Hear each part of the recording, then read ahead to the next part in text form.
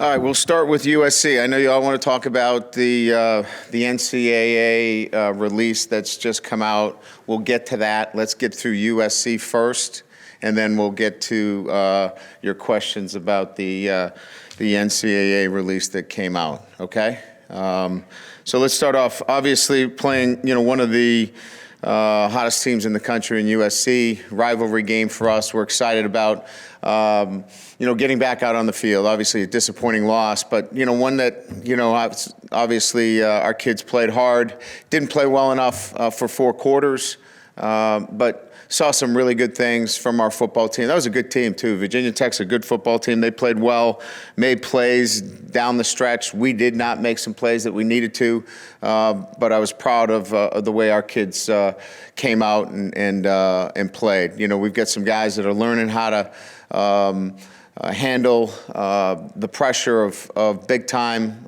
competition, and they'll be better for it. But again, going back to USC, obviously the big difference there, Sam Darnold, when he's been inserted into the lineup, that's been a transformation for that football team offensively. He's as good as I've seen in a long, long time. His escapability, his ability to throw on the run, his accuracy, I don't see anything there that is anything short of brilliant in terms of the way he's playing right now. And of course, he's got a great supporting cast: Juju, Ronald Jones, just a very, very potent offensive football team.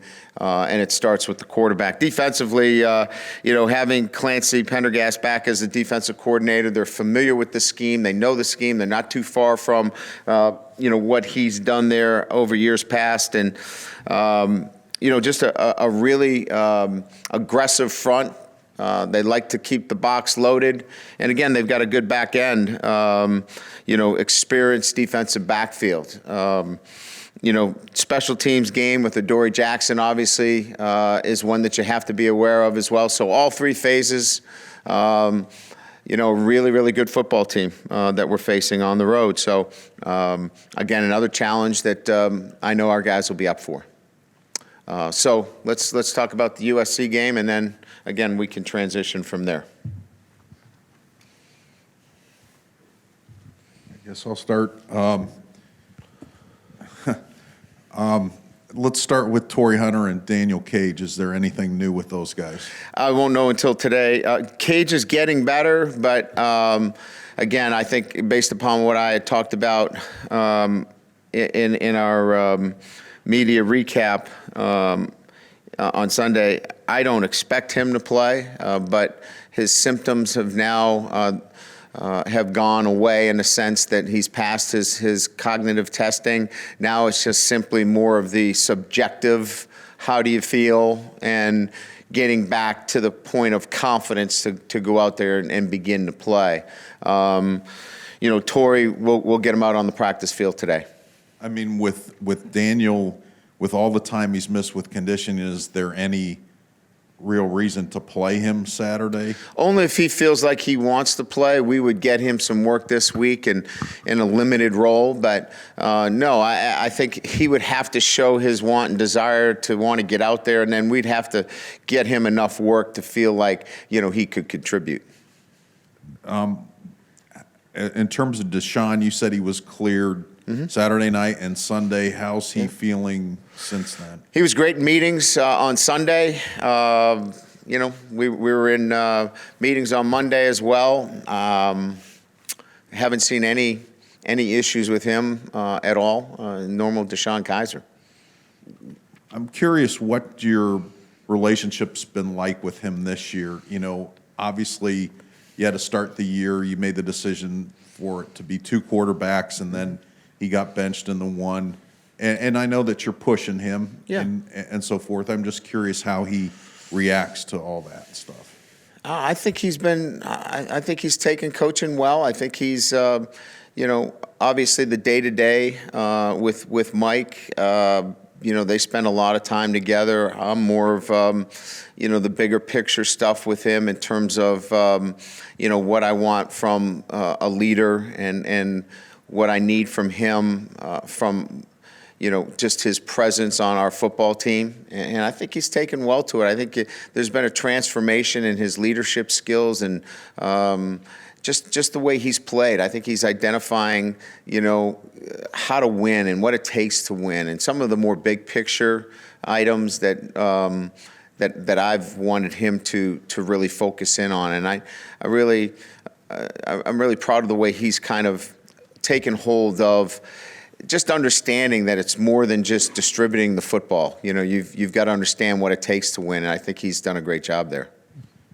With a guy like Chase Claypool, he's shown you flashes of potential on really still both sides of the ball with his special teams play and then with his offensive play. Do you have a sense of where that's headed with him? I think we have to, define and refine with a number of players. We're still lacking, that big play when we need it on both sides of the ball. So I think a lot of it, in the offseason, we'll be defining roles and refining, some of the more athletic players that we think can help us, close out games and be more effective in those pressure situations. And I think he's one of them. I'm assuming your game plan after USC is to stay out in California and do some recruiting. Is that? A little bit, not a lot. I'll be back in the office. I want to do exit interviews with all of our players, offensively and defensively, and I think that's as important as recruiting. What I think is most important is that I get in with all of our mid-year enrollees. So job one will be touching base with all of the mid-year enrollees. And with the current football team and doing exit interviews. Those are the two most important items on my list. And as you go and do your recruiting between now and signing day, what's the message you want recruits to hear about your vision for the future of the program? I think it's still the same. I mean, you're here to be challenged both in the classroom and on the football field. We're here to, win championships, and we're here to, get our degree at Notre Dame. I don't think any of that has changed. We're not here to not win football games and be part of, the top echelon of teams. We've had a subpar season, but that's going to just be a hiccup, and you'll be part of, a championship program when you come to Notre Dame.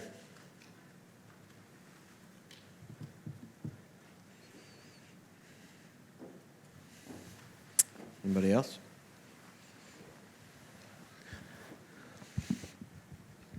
Brian, are you satisfied with how you guys at the university have handled this NCAA case in contesting? I thought we were going to talk USC. Okay. Anybody else have USC questions? No, everybody's done with USC. Seriously? Okay. This is more of a season question, but leading into USC, I know time of possession over the course of a season is kind of largely irrelevant how a game goes, but in the fourth quarter, it's favored the opponents in defeat, and you guys in your close win over Miami, and also salting away all the games you have. Is that something to study in the off season? Is it a strength and conditioning issue for you? Is it execution where I think Michigan State, Navy, and Virginia Tech possessed the ball for twice as long as you did? You did the same to teams when you beat them in the fourth quarter. Is it something where you have to kind of look into how that could improve your fourth quarter in the future seasons? We're 51-16 in the last 7 games we played. We've been outscored, 51-16. So it's not a strength and conditioning issue. It's you got to look at everything. You got to look at structure on defense. You got to look at structure on offense. You got to look at your special teams. You've got to look at conditioning. You got to look at everything.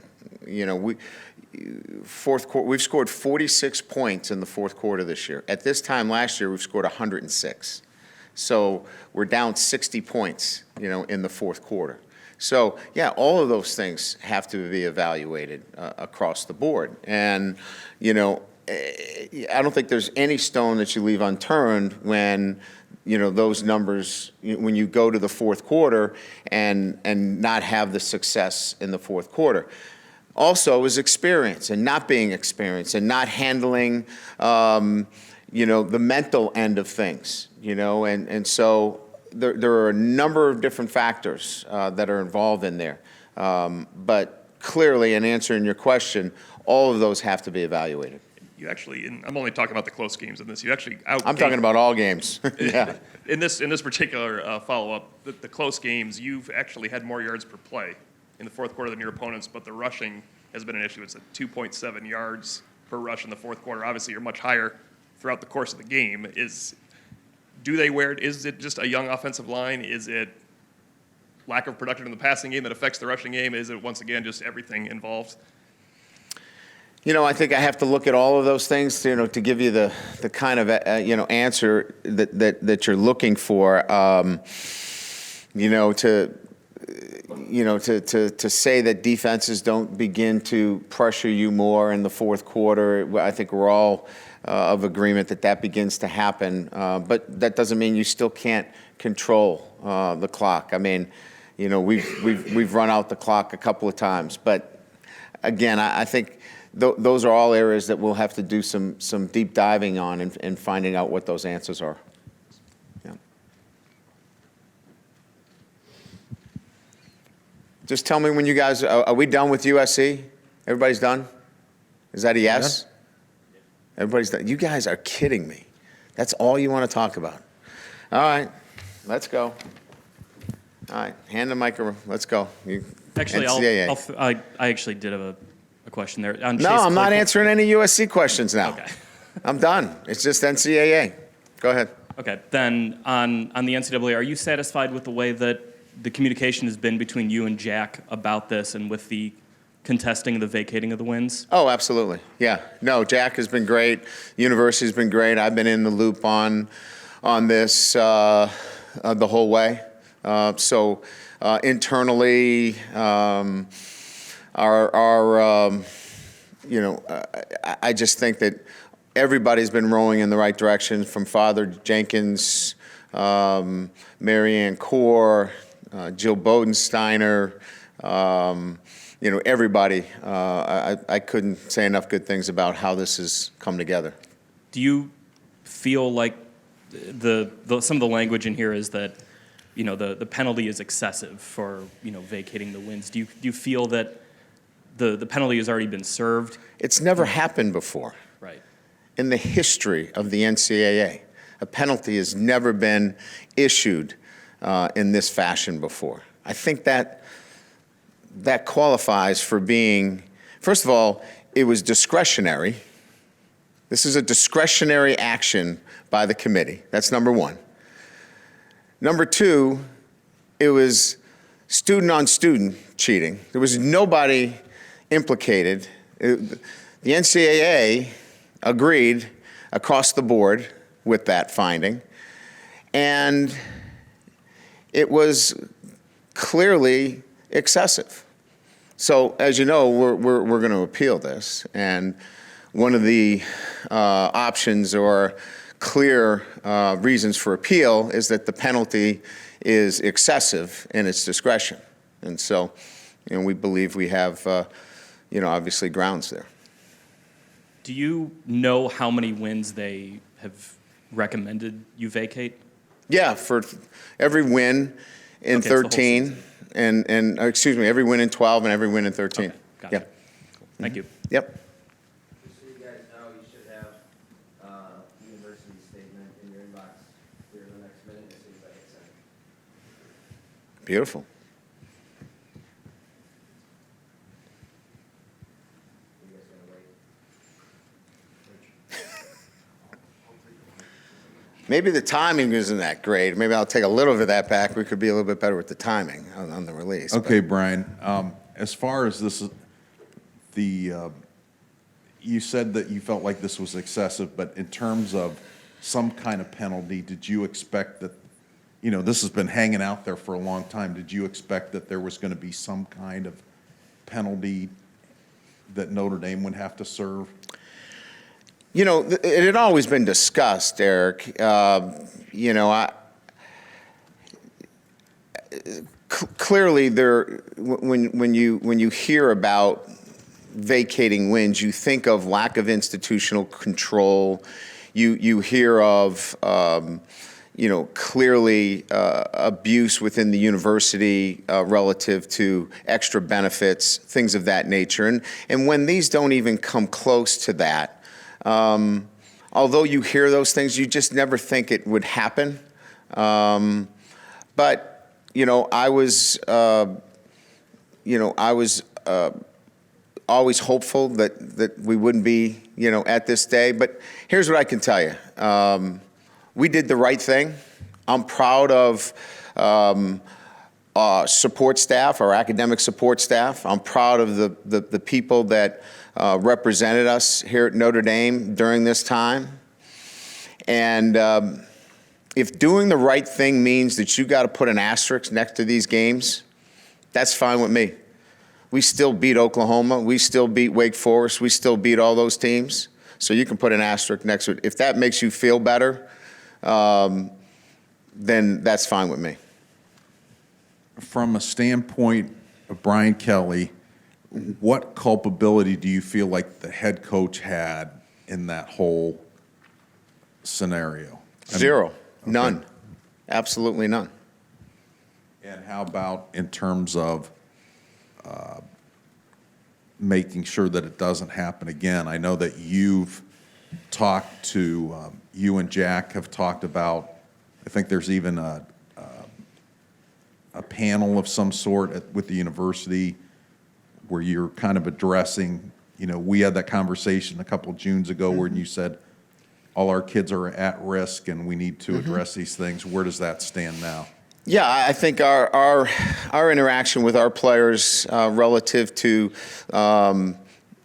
academic specialists, we've added support staff, we've added the necessary resources for our players to be represented as it relates to the work that they have to do academically. That's my responsibility, that if we bring them here to Notre Dame, that they have the resources necessary to succeed. But let's not kid ourselves. 80% of colleges go through cheating. There's cheating that goes on in colleges. 80% of colleges. That doesn't condone it, but we know what the culture is. And so it's my job to support the student athletes that I have here with the resources necessary on a day-to-day basis. We believe that we do that, and we do it in the best interests by providing those resources. There was a point this year when Jack Swarbrick came out with public support and said, I expect Brian Kelly to be our head coach leading us out of the tunnel in 2017. Do you feel the same kind of support with this? Have you had conversations with him or Father Jenkins where they have said, this doesn't change your status, we still support you, we still believe you should be our coach in 2017? This matter has nothing to do with me and my status here. This academic piece probably strengthens what I've been doing relative to, advocating for our student athletes and the support staff necessary for them to be successful. This obviously has been something that's been going on for a few years. So the announcement that comes out today has nothing to do with lack or additional support for Brian Kelly. Any negative criticism that's out there about me right now, it's because we're 4-7.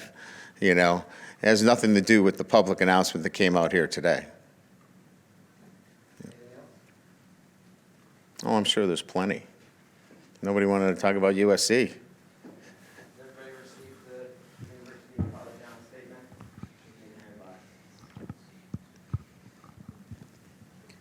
Brian, do you think you'll be the head coach of Notre Dame next season?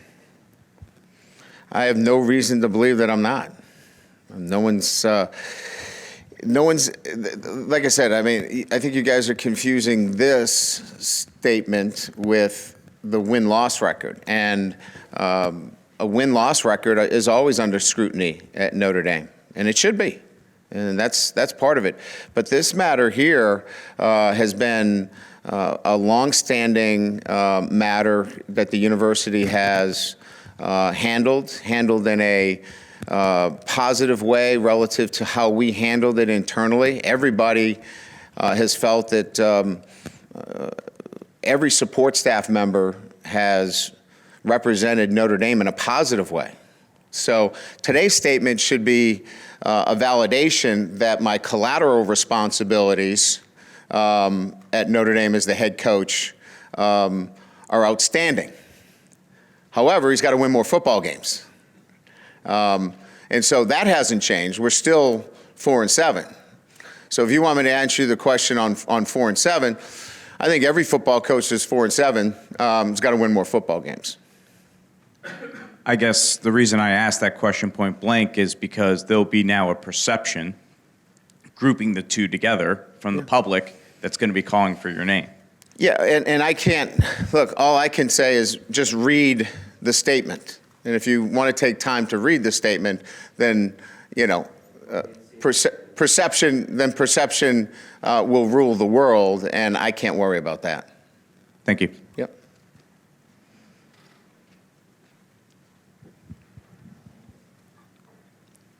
All right, well, we'll end it with Matt. Touch on this a little in the sense that we knew this was ongoing for the last 2 years behind the scenes. Did you think this was going to be, in terms of vacating the wins, this was actually going to happen? Did you think? Well, when I went to this? Indianapolis to represent Notre Dame along with Father Jenkins and Marianne Core and Jack Swarbrick, I knew it was a possibility. When was that meeting? It was a few months ago.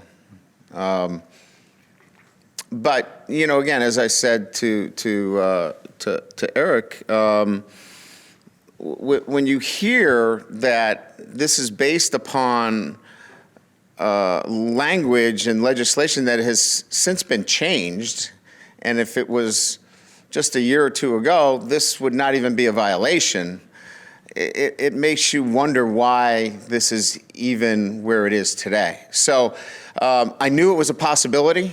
But you're hoping that reasonable people would come to a reasonable decision. And obviously that didn't get to the point that we're at today.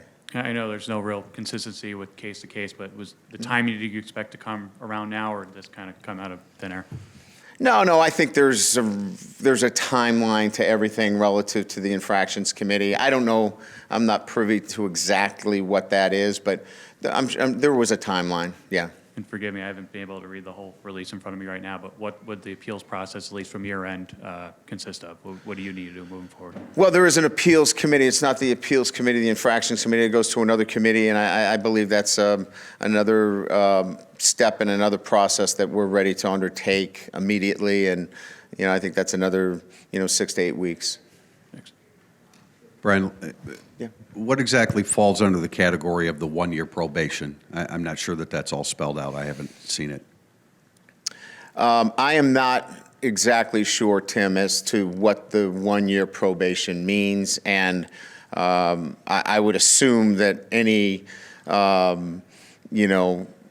violations that rise above secondary violations, that's what it probably pertains to. Bowl game? Yeah, no, there are no implications as it relates to bowl games or scholarship reductions or anything of that nature. Yeah. I think probation means if there are any additional violations during that probational period that rise above secondary violations, then you could find yourself into another category. That's what I'm assuming, but again, I don't know for certain.